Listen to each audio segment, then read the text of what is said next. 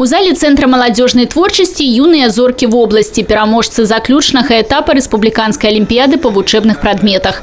Побач их наставники, те, кто не шкадуючи сил, рихтовал юные дарования до олимпийских вершин.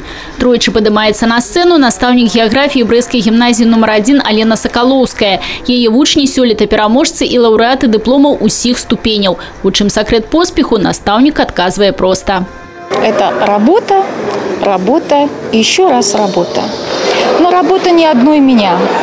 Это должна сработать вся команда. Во главе команды это ребенок, его внутреннее целеустремление, его такой творческий внутренний посыл, огромнейшие амбиции и трудоспособность. А дальше, конечно же, мы, педагоги.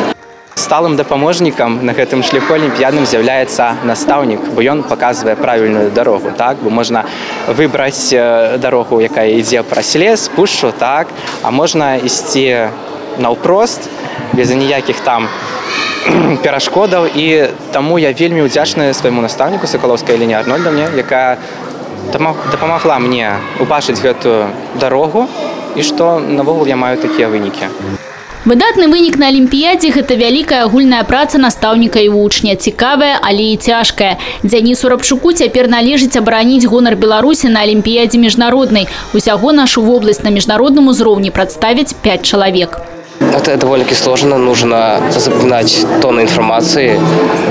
Особенно сложно дается английский язык, так как это единственный язык, который присутствует на международной олимпиаде. Но в целом, и как я понимаю, это пригодится в жизни. Веды павінны весці до новых здзяйсненняў. Кіраўніцтва вобласці ўпэўнена, магчымасці для гэтага і падтрымка з боку ўлады у дзяцей ёсць. На уровне нашей области мы учредили в 2006 году премию Брестского областного исполнительного комитета для поддержки одаренной молодежи. И, в общем-то, за это время уже 1300 человек стали ее обладателями. Поэтому я считаю, что внимание большое. Ну и, конечно, не только премии решается, все, в общем-то, создана хорошая материальная база, подготовлены профессиональные кадры педагогов, которые способны, в общем-то, решать те задачи, которые стоят сегодня перед образованием.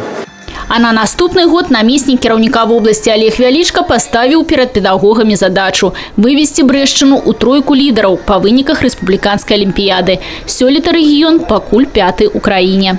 Людмила Салдина, Роман Филютич, телерадиокомпания «Брест».